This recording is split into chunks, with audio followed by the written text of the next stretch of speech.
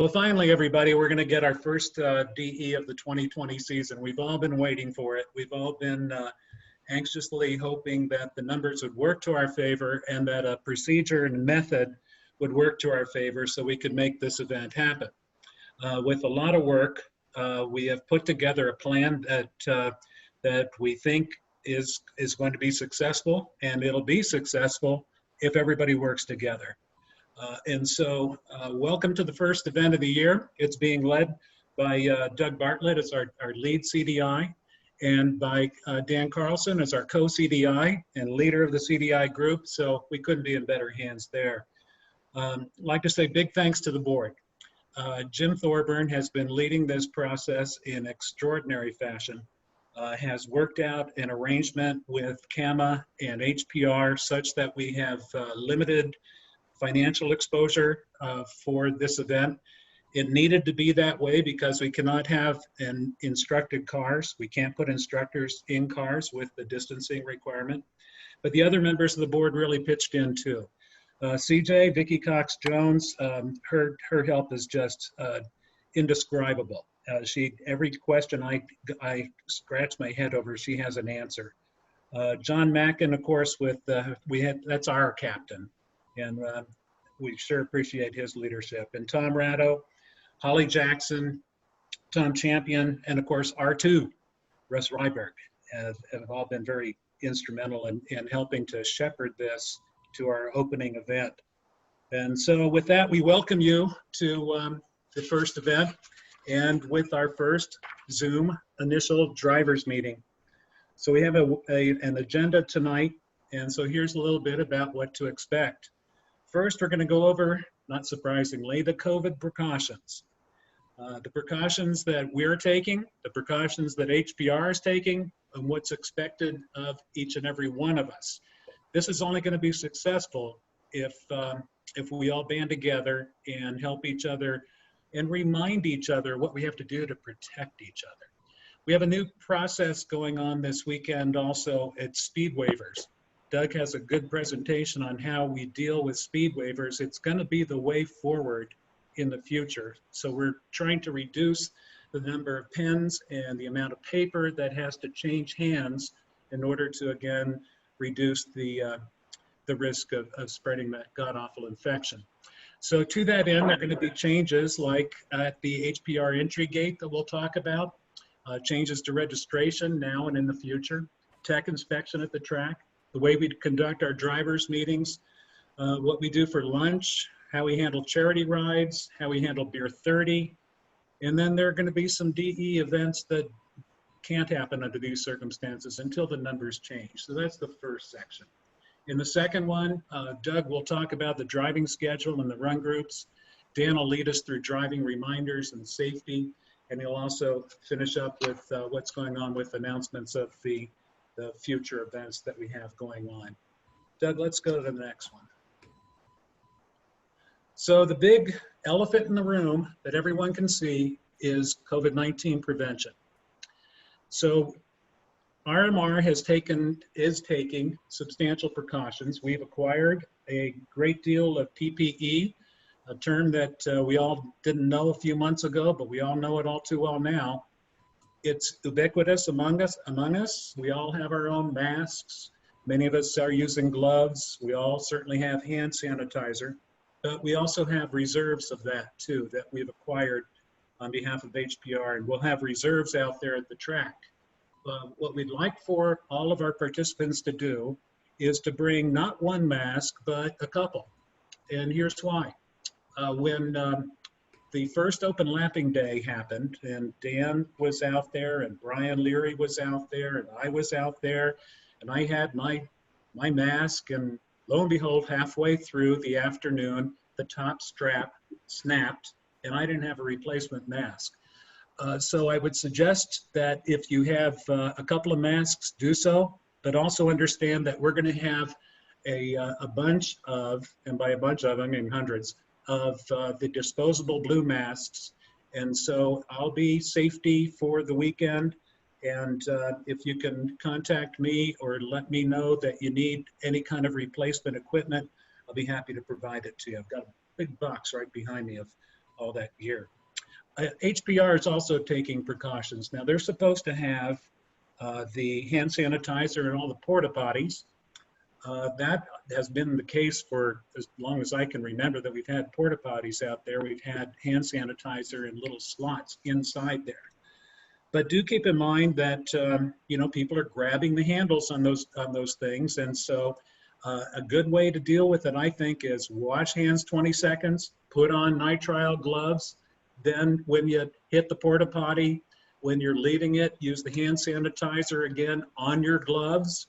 And that's got to be, at least intuitively, an added level of protection for you. You can't wash your hands enough. You can't use enough hand sanitizer. Just make sure that the hand sanitizer, as the recent news has shown us, is an ethanol-based one rather than methanol-based. And it should be ethanol 60% or greater. So what's expected of you? Bring your own PPE to the extent that you can, knowing that we've got backups for you. Not only use your masks and have extras and have hand sanitizers and gloves as you see fit to use, and also your 20 seconds of the hand washing, but distancing is the key thing, and that's going to be so tough for us. We're all, you know, we're all such good friends, and we want to slap each other on the back, and we want to high five and shake hands after a good run session, and hoot and holler, not only after the run sessions, but at Beer 32. So we're going to have to remind each other to kind of keep these habits, these newly acquired habits going, and for the protection and the respect of each and every one of us, so that we can have the club race in September, so we can have the next DE in October. We know that we're going to have some scrutiny on this.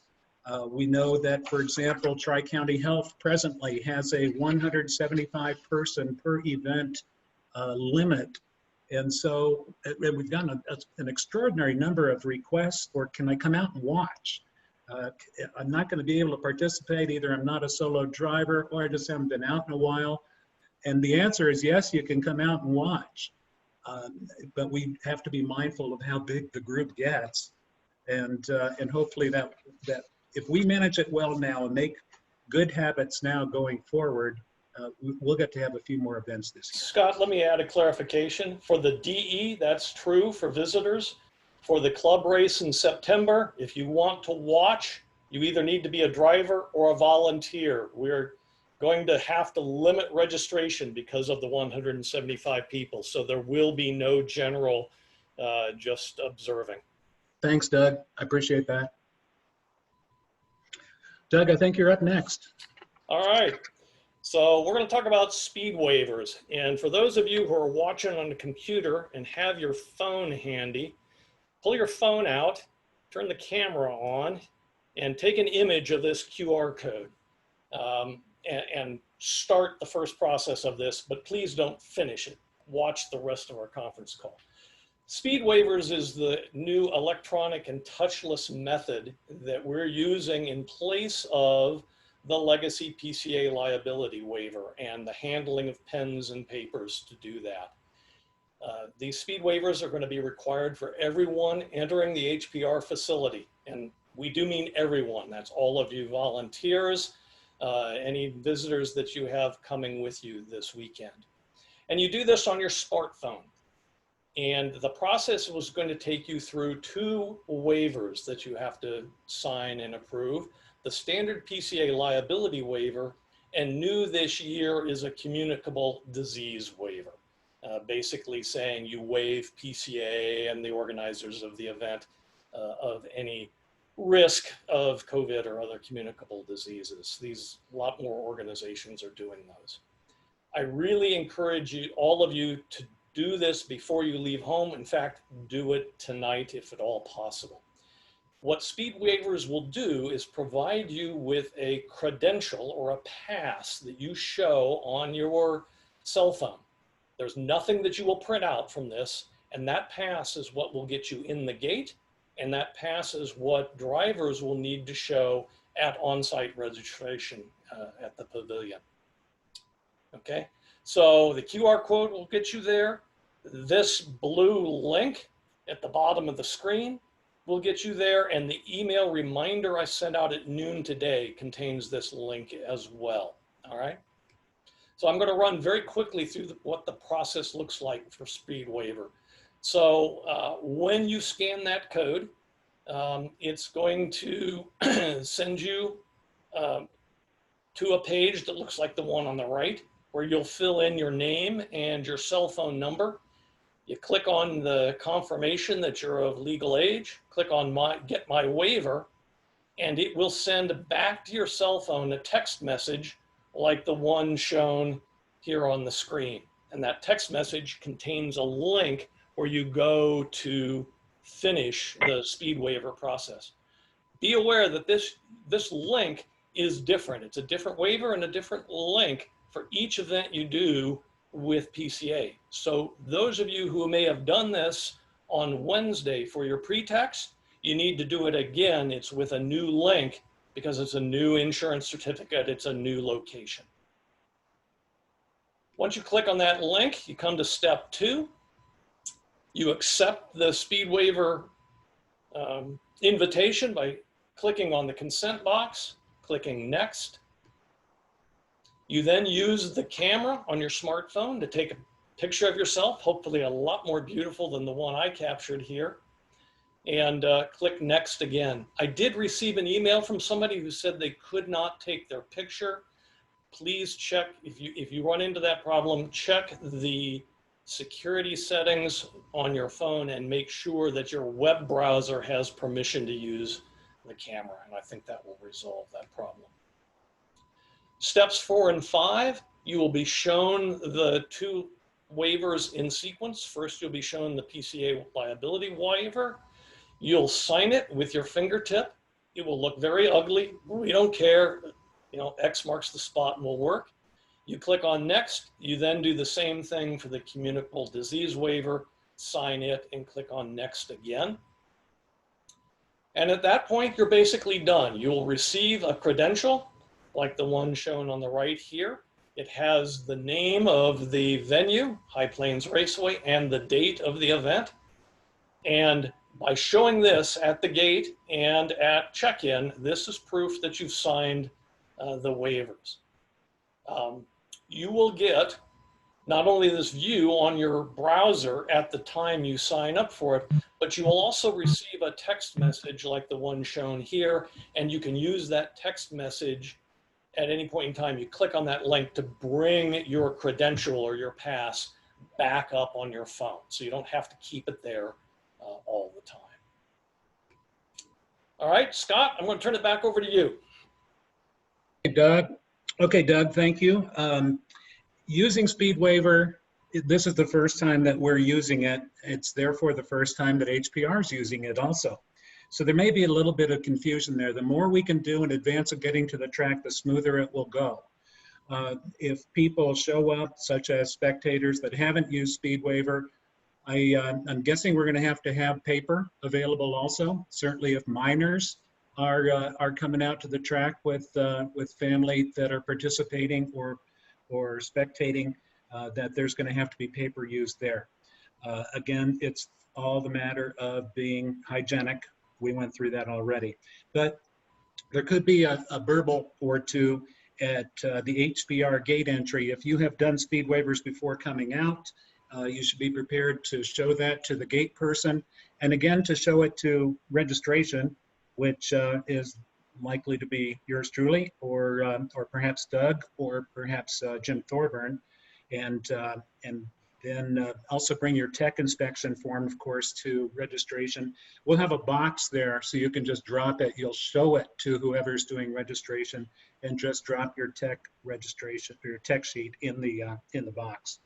We're going to have tech inspection at the track, thanks to Bill Allen and Nick Shoemaker.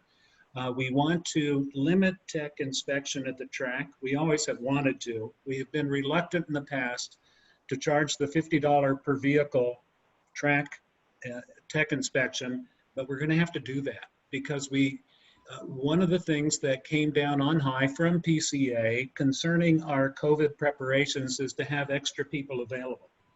And the reason for that is because we want to encourage, number one, a liberal cancellation and refund policy if need be. So you don't have to worry about, gosh, I've come down with, oh God, here I go, the sniffles. And I'm concerned that it's a cough and it's a fever and that it might progress and I don't know exactly what I have and I don't feel comfortable coming out. So we will have liberal cancellation policies in that event.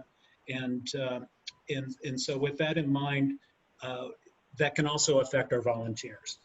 So we want to have we want to not overload Bill and Nick at the track. So if you haven't gotten pre-teched already, don't forget that you still have time to get to your shop and have your ASE certified mechanic fill out the tech sheet for you, so we don't have to charge you $50 at the track. Driver's meeting is going to be a distanced driver's meeting, unlike any we've ever had before. And Dan will unlikely and Doug will unlikely have more to say about that and how you plan to deal with that. But that's what you should anticipate, is that when we are in the driver's meeting, got to hammer home all those COVID-19 precautions, that distancing and protection of each other and hanging in this together is really what we have to keep reminding each other so we make these new habits. We will have water, food, and beverage available. And so the water bottles will be on ice. By the way, our event chairs, Cherie Talbert and Al Talbert, have done a spectacular job as their first event in preparing all this. I can certainly see why Cherie is a CEO of a Denver Area Home Builders Association. She is all over it. She is so detail oriented, and we owe it a great thanks to them. So Cherie and Al will have water bottles out there on ice. There will also be a sign out there to remind you of our COVID issues and hand sanitizer. So we're asking that you would use some hand sanitizer before you reach into that cooler full of ice and water during the day. And it's overkill, I'm sure, but that's the way we come as close to eliminating risk as we can.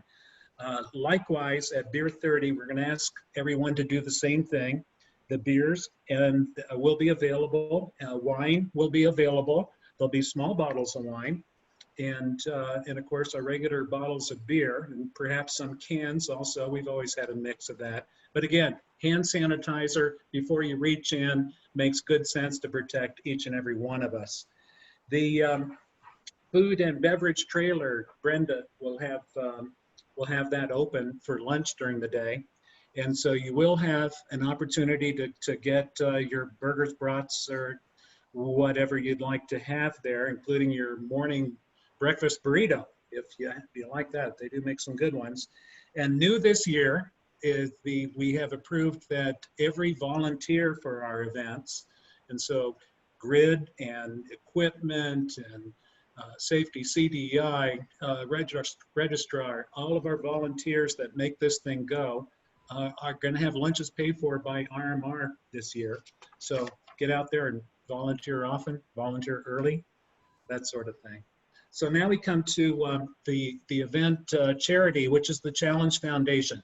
Now this is really special to Cherie and Al, as it should be for every event chair who leads up one of these, because Cherie and Al have been a sponsor of one of the kids that's in this program. Their mission and their motto goes something like this: breaking the cycle of poverty one child at a time. And for years, Cherie and Al have sponsored a young lady through elementary school and look forward to sponsoring her all the way through college. The whole purpose of the Challenge Foundation is to break the cycle of poverty, which means giving folks that are coming up in economically challenged areas and families a chance to get and be awarded tuition scholarships and individualized support for low-income students. And it starts in an elementary school and it goes all the way through college with these scholarships.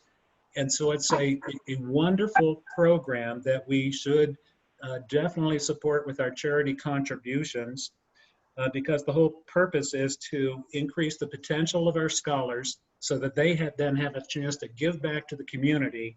And in that way, we keep paying it forward. because we all know that sowing the seeds of good education when they're young pays off economically as well as in leadership all the rest of their lives.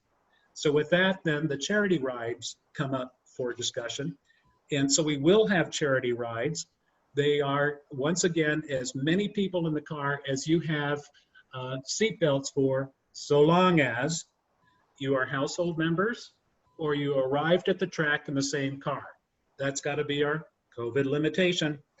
And so, again, we want to encourage that, and we will have our leadership development team. Dan has put that together to have those folks, our future CDIs, be the lead follow for the charity rides on both Saturday and Sunday. So Beer 30 will happen. Social distancing is encouraged, is needed. And cold beer and wine, by the way, will be provided. And so once again, hand washing before you reach in. The things that won't happen this time is our Saturday dinner. We hope maybe the October one will have it, maybe even by Club Race we'll have it, but we can't put it together this time. We want to kind of limit the risks. And we won't have our Walk the Track program on Saturday evening this time. So we'll stay tuned for that the next time around. I'm going to add just yeah, please go ahead, Doug. A couple quick additions. As you come into the gate in the morning on Saturday and Sunday, please stop on the entry road long before the gate to get your speed waiver ready to show, so that we're not holding up and blocking the gate. So have it ready before you get up to the gate. That'll really help the flow in the morning. Glenn's been very concerned about that. The other quick note is the drivers' meetings will be held standing around the paddock, or the pavilion out in the paddock. And we'll be using the PA system. You'll be able to see the light demonstration from Glenn from there, but that way we won't be crowded together inside the pavilion. Thanks, Doug. Up next, Dan Carlson is going to talk us through Focus on Driving. Wow, well, nice job, guys. I thought that was going to take 45, 50 minutes, and I'd be stuck with maybe 5 minutes. So I'm going to hit my that was easy button.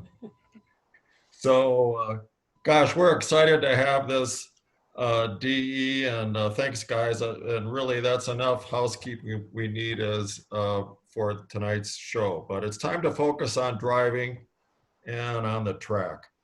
Up next is what we typically discuss at the first advanced driver classroom session of the year. Doug's going to quickly go over the schedule and the run groups. Scott will review the most critical flags and lights, the passing zone, and it's just kind of a refresher to get your mind back in the game. Doug will then discuss how to handle some what ifs that could happen out there on the track. This should be fun for you. It'll get your mind thinking, and I think you're really going to enjoy that. And then I'll wrap up the meeting with some thoughts and reminders when entering some of the turns while reviewing some of the turn bailout areas out there.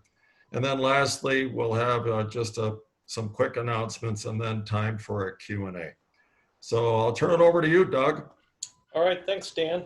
So the reminder email that I sent out about noon today, reminding you about this call, included a link for a PDF of the schedule. I encourage you to print one of those out and bring it with you. The run group order is not intuitive. We oftentimes do a goofy run group order to facilitate instructors hopping between cars. We don't have that issue for this event, but it will run black, brown, orange, blue in that cycle. And that's so that Dan and I can drive in black and orange and have time to get back to black flag and make sure we're keeping all of you safe. There's one error in that schedule I mailed out. It still shows that we're going to do a walk the track on Saturday, which is, as we mentioned earlier, will not be the case. And we'll play it by ear on Sunday afternoon. Quite often on Sunday, as the numbers dwindle, we look at combining run groups, and we may do something like combine black and orange on Sunday, but we'll announce that through the PA if we decide to do so. Scott. Well, folks, it's been 9 months at least since our last DE.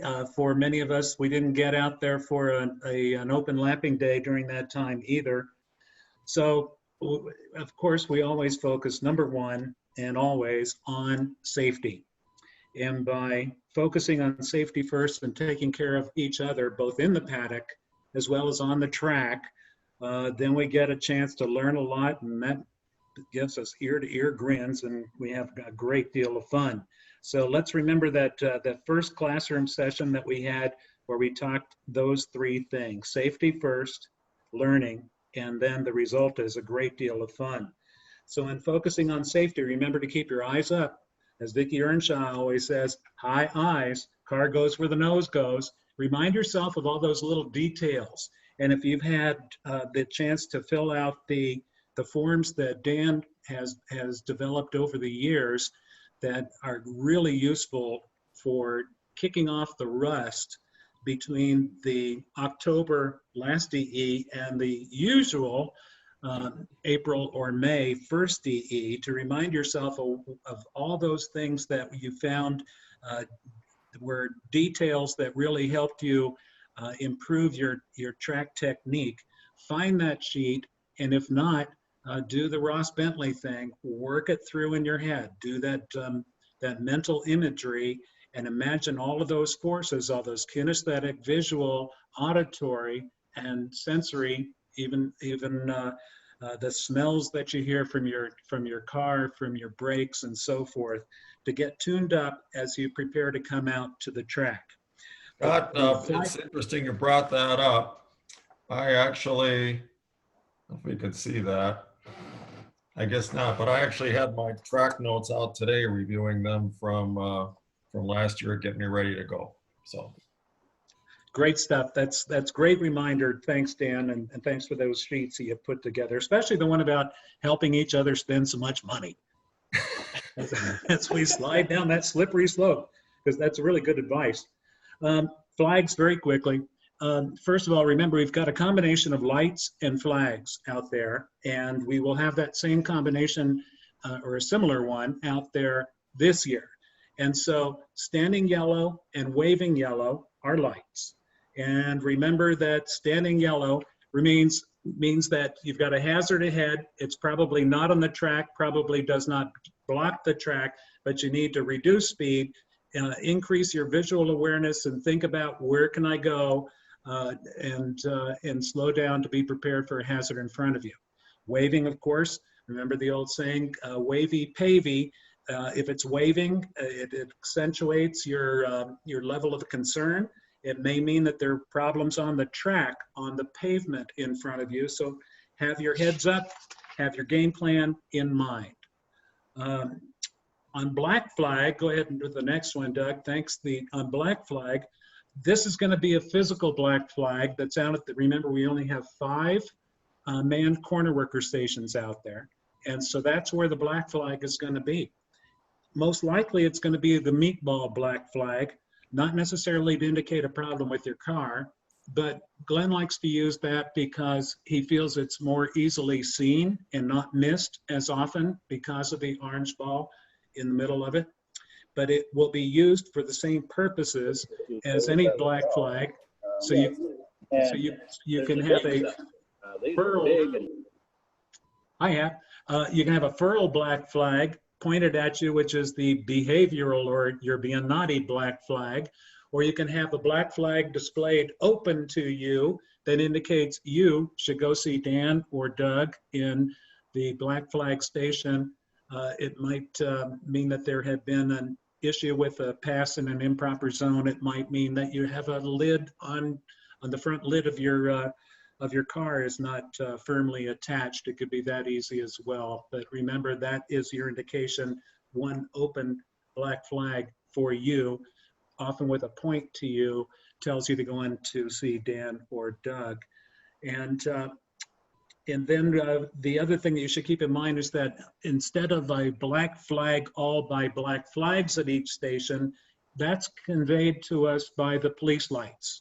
So remember, the red and blue police lights blinking at the different light stations conveys black flag all, come back into the pits, get instructions from the CDI, and it may be that we have to clean something up and that you'll get back out, or it may mean that if it's close to the end of the session, you'll just go back to the paddock.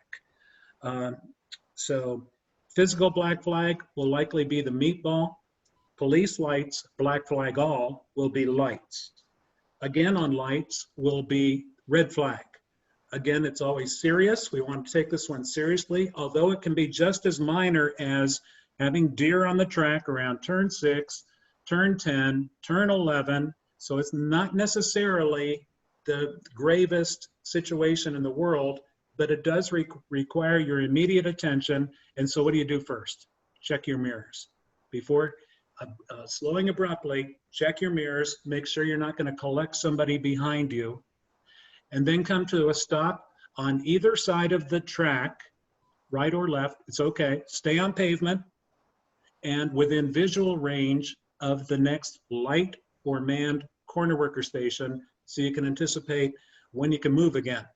And when you can move again, it's going to likely be either yellow flag or yellow lights, or more likely it's going to be the police lights, black flag all, come back into the hot pit lane, and you'll get further instructions there. Of course, it can be serious, and we always want to treat it as serious. But the most important thing to remember always is to check your mirrors before hitting your brakes. Additionally, the checker flag will be a checkered light, and it'll be in the north loop. So after 8 at the 9A station is where you would expect to see it, and you would see it throughout the north loop, going down 9A, 9B, 10, and 11. You'd see it again at 12, I'm sorry, and then at 13. And of course, that's your cool down time to come back into the hot pit lane. At the same time that the north loop checker goes out, the track closed strobe lights go on at the end of the hot pit lane, which is also the entry to the track. And that's a new set of strobe lights that are out there that say track entry is shut down. So those two things will happen simultaneously. End of the hot pits and at track entry, a strobe track closed light will come on. Same time north loop checkers come on. Let's see, passing zones. We'll have expanded passing as usual for our, let's see, did you say we have orange in here? Black and orange, yep. Yeah, okay, so black and orange will have expanded passing, and brown and blue will have the 4 passing zones that we ordinarily have. And so those passing zones are 3 after the kink to 4, 6 to 7, 10 to 11, and 15 to 1. Again, always be careful with one another in terms of late passes. If you're given a late pass signal, you don't have to take it. And try and watch out for one another, get over to the side. Car being passed remains online. Car doing the passing goes offline to execute the pass. If it doesn't look good to you, doesn't fit your eye, don't take it. Get the next one. Doug, I think you're up next with situational awareness. Yeah, so we're just going to talk through, things to think about when things go wrong on the track. So the first scenario, and I apologize, this isn't the best environment for interactive. So Dan and Scott and I are going to answer our own questions here. But suppose you're a 9A, 9B. So you're headed down to hell on a bobsled, and a car goes off track ahead of you as it's entering turn 10, and you see a big cloud of dust. I'd like you to all stop for a moment. What are you thinking? What's the first thing that comes to your mind? What are you doing to prepare and react? And I hope one of the first things that comes to mind to you is, where's this car going? And is it going to re-enter or recross the track? So you should be checking your mirrors and slowing down. You also might want to be asking, well, why did they go off track? Did you see this happen? Did they spin before going off track? Or did they just drop a wheel off the edge? If they spun, perhaps there's oil on the track and you want to be watching for that wet, glistening black stripe on track and potentially getting offline, as well as very much slowed down.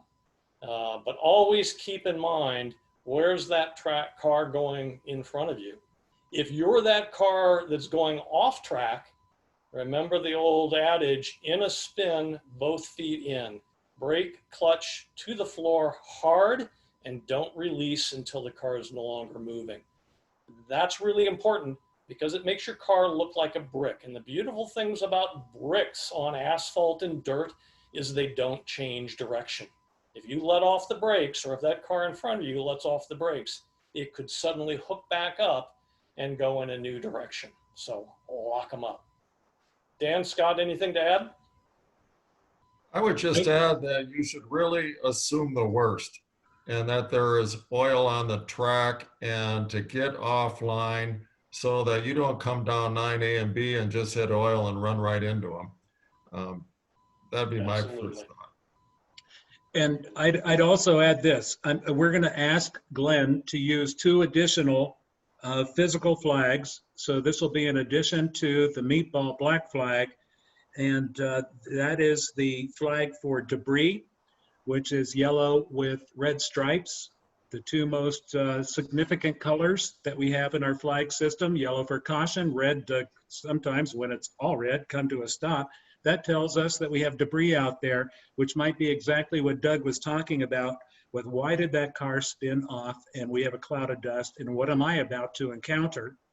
Remember that the debris flag, when there are car parts or sand, rocks, oil, that sort of thing, will be displayed for 2 laps, then retracted, but does not mean that the debris is gone. So it's just incorporated as part of the track. The other thing is the other one is not a physical flag. It is a light signal, and that is for white lights indicating a slow-moving vehicle. So when will we see that?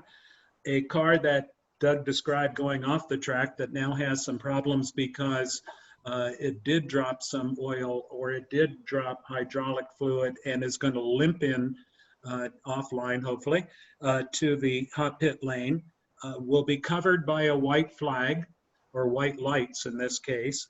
So when we see that coming up on it, that means we've got a slow-moving vehicle ahead. That means I need to reduce speed and be prepared for giving them room and taking room, and me being offline in order to pass them. Of course, we can also see it whenever there's a tow truck out there, an ambulance out there, or Glenn on his ATV.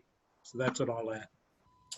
Let me add, under any condition, if you think your car may have lost fluid, and I don't care what kind of fluid it is, get offline, get off track, and stay there. Don't oil down more of the track. Okay, I'll move on. Ice mode. Ice mode's something that you may have heard about. For those of you with Porsches kind of in the range of the early 2000s to maybe 2010, ice mode is a possibility. Ice mode is experienced as a case where you press hard on the brake pedal and the car just doesn't slow very much. And it's an oddball mode that the ABS system can get into. I have experienced it twice in all my driving in my Cayman. Once was in a spin autocrossing. The other time I actually had a failure of an ABS sensor. It happened at High Plains Raceway. But you get a very, very hard brake pedal that doesn't work very well. What happened to me at High Plains, I went straight off the end of the track at turn 1, braking as hard as I could. But when it happens, the key is release the brake pedal just momentarily and put your foot back down. It will self-reset. The newer cars have gotten a lot better. I don't think it's a problem anymore. Dave Stribling, do you want to add anything? No, I think you covered it pretty well. That you could stretch the years out to about 14, honestly. Oh, really? But, yeah. But yeah, if you let off the brake pedal and then get back on, normally you don't have enough time to to stop, but when you're going off track, just keep your wheels straight, and you will slow down eventually. Thanks, Dave. I've experienced before, and it just went just like that. What do you do if a service or a tow vehicle is on track? Well, this one should hopefully be pretty obvious for everybody. You're slowing down. You don't buzz Glenn when he's out of the vehicle. That's a good way to get sent home for the day. And just, use respect. This isn't a race. There's no hurry here. Slow down, leave a wide berth, and obviously there is no passing anywhere near a service or tow vehicle. And one other thing, proper warm-up laps, given that we're all coming back to the track kind of for the first time. Remember, you've been away from this for a long time. Your brains and skills, they're a little cold. The tires are cold. Let's all do a proper warm-up lap. Let's gradually get the tires up to temperature, our brains up to speed, our hands and feet kind of back into our good driving skills.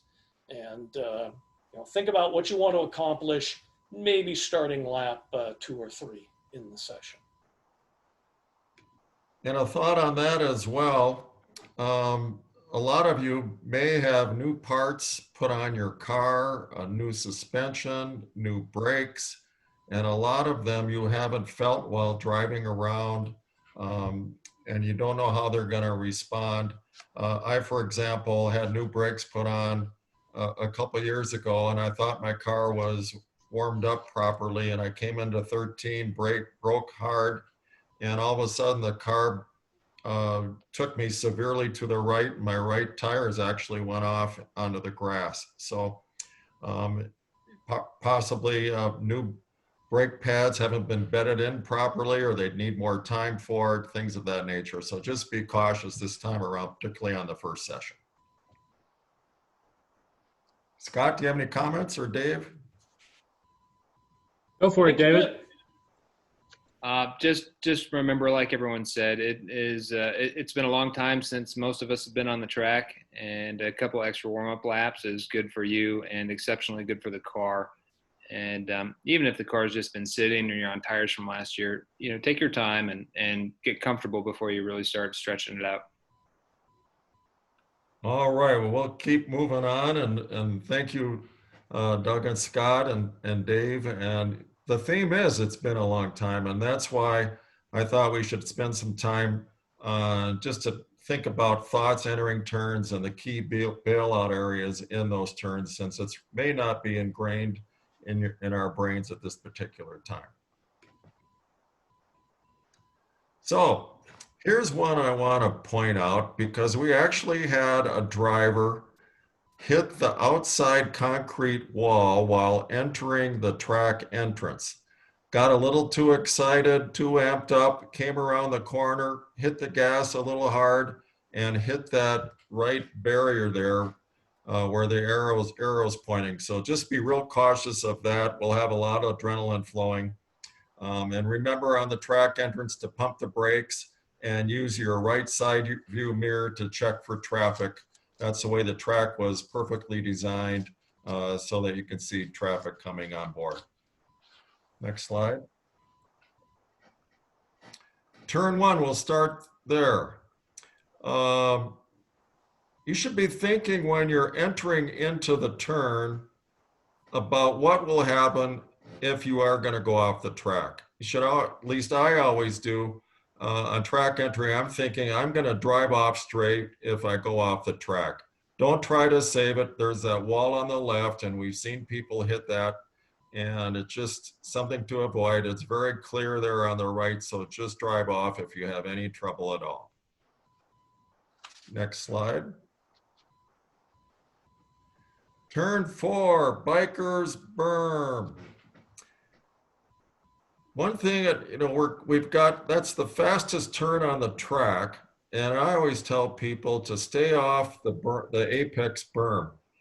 For cars particularly that are set up really stiff, that could upset your car, and off you go into the sky blue yonder. So Please stay off that berm. Try to nail that apex, but I'd suggest staying off it.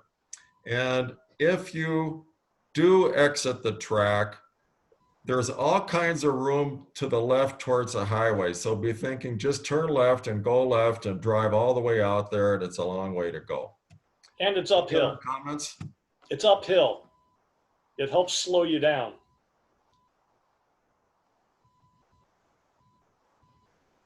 All right, next slide. All right, turn 7, High Plains Drifter. Man, it's fun to feel that your car drift as you're going up there, but what happens if your back end gets a little loose because you're drifting? I'd treat turn 7 as a straightaway, and along with turns 13, 14, and 15, it's the second most important turn on the track before the longest straightaway. Chris Cervelli, God bless him, he'd call this the money turn. And everyone's focusing on all of the other turns, but you can pick up a ton of seconds if you drive turn 7 properly when you're going through. One of the most important things to do is to use the entire track on exit. Also, most Porsches, as you know, are set up with some oversteer, and be mentally thinking if your back end gets a little loose, just plan on hitting the gas. And if you go off the track, there's plenty of bailout room out there to drive and to stop and to pull off. Any other comments? Yeah, Dan, I want to get Dave Stribling to dive in here.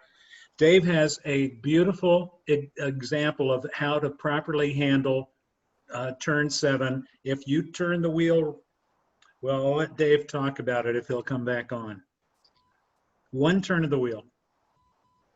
Yeah, so turn 7 is exactly like Chris says. It's the money turn for sure. And if you do it correctly, when you set up on the far left side of the track, entering the turn, you can turn the wheel one time, and everyone's going to hit a little bit of an apex differently. It's going to take you a few tries to get it in the right spot, but you should apex probably just a little higher than the mouse right now, right in there. And but really, you only have to turn the wheel one time. You set the wheel, and you can drift all the way up to the outside of the turn.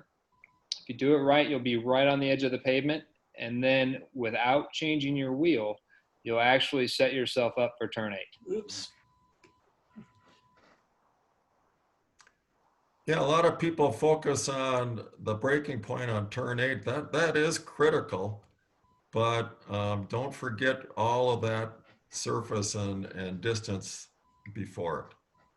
And might I add, just tying 2 slides in together, I have hit ice mode on going into turn 8 more times than anywhere else on this track, and generally it's because I nailed turn 7.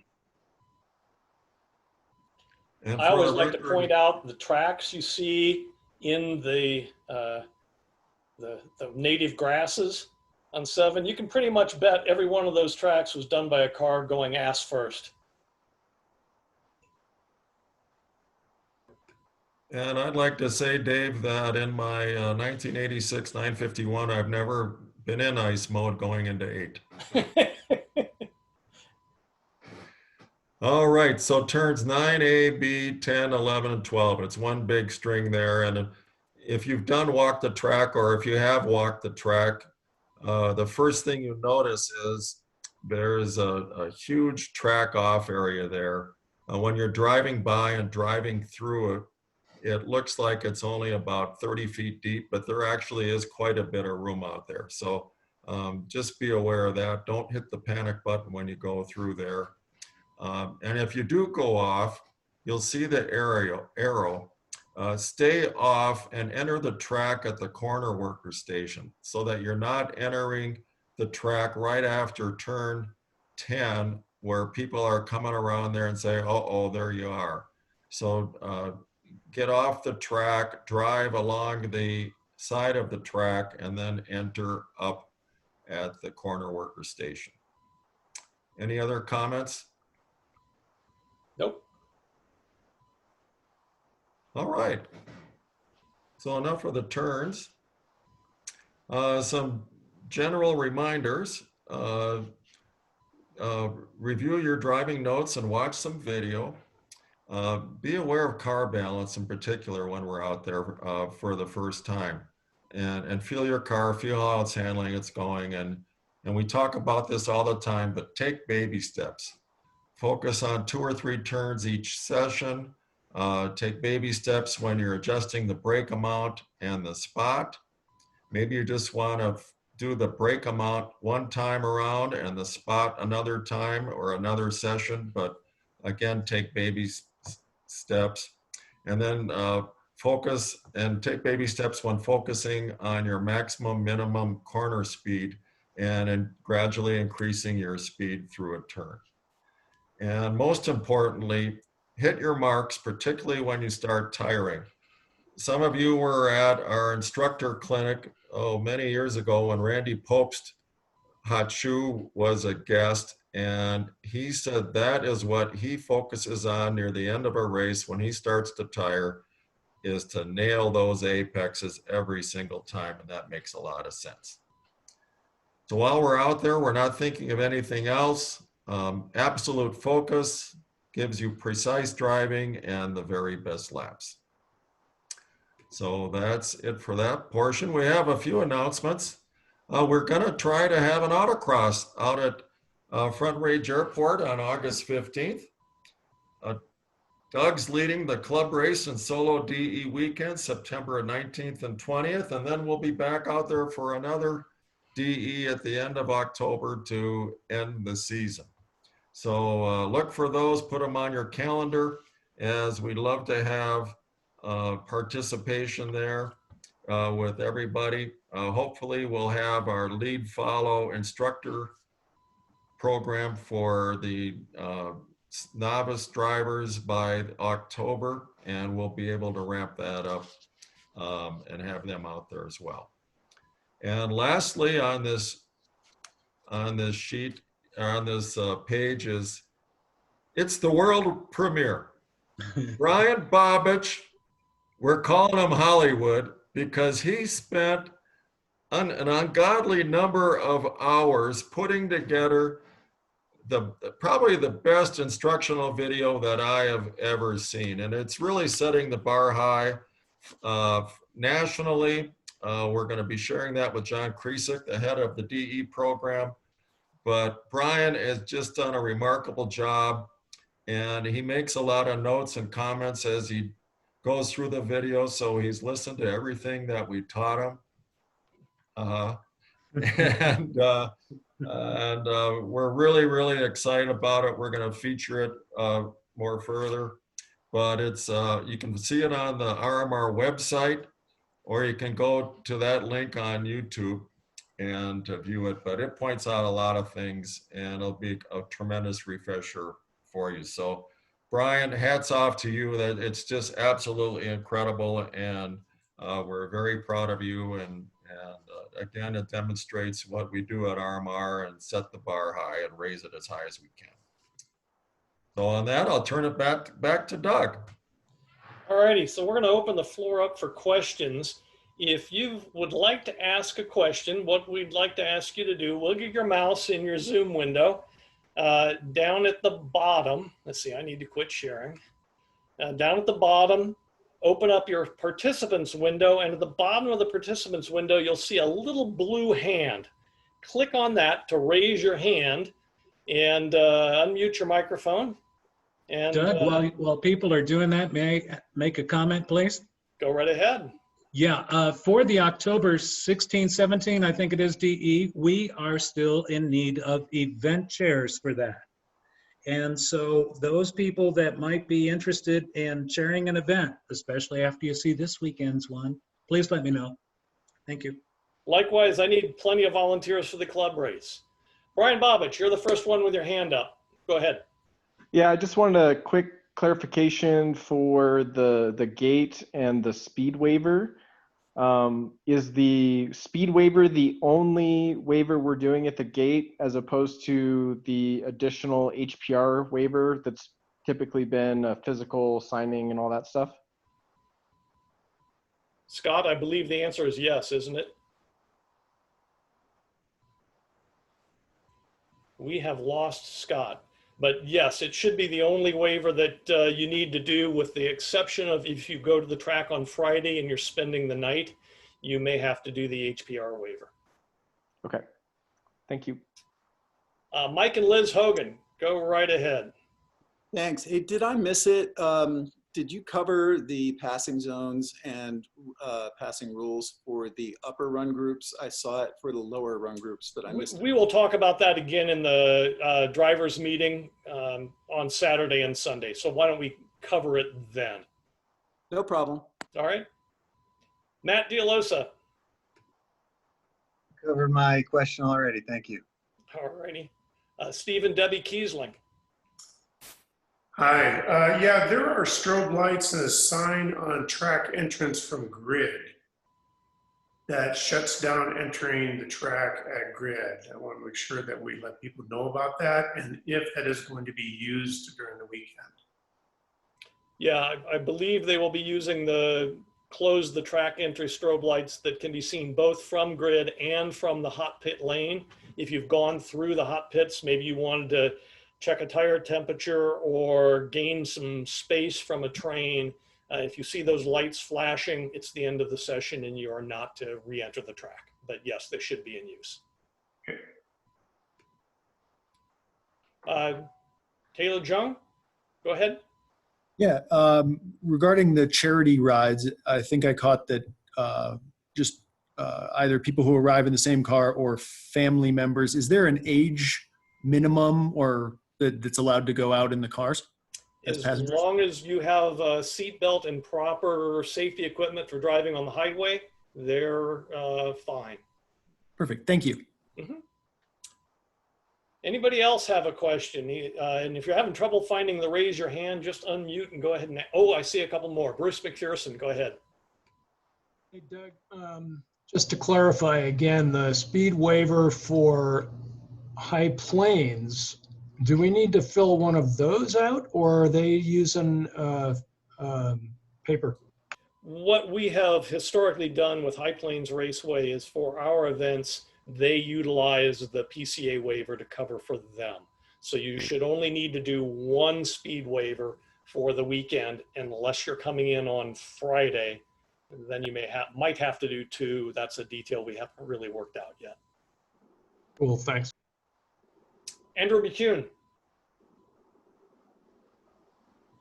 Yes, okay, hey, it's Andy. Can you hear me now? Yes.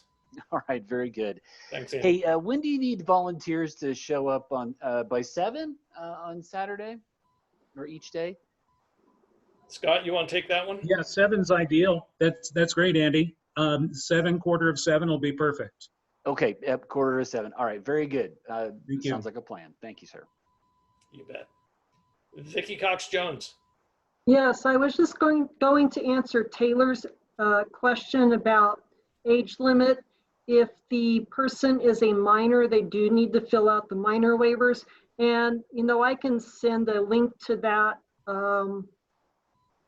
maybe Thursday or Friday with an email to everybody. That would be great. And the minor waivers are not yet configured on Speed Waiver. They will need to be done on paper. Just so everybody knows. Any other questions?